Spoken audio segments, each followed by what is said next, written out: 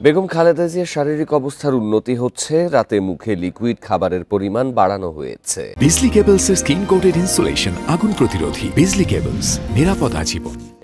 Medical বোর্ডের সদস্যরা পরামর্শ দিয়েছেন, আজ সকাল থেকে ওষুধেও কিছুটা পরিবর্তন আনা হয়েছে। বিএনপি সিনিয়র নেতারা এই তথ্য জানিয়েছেন।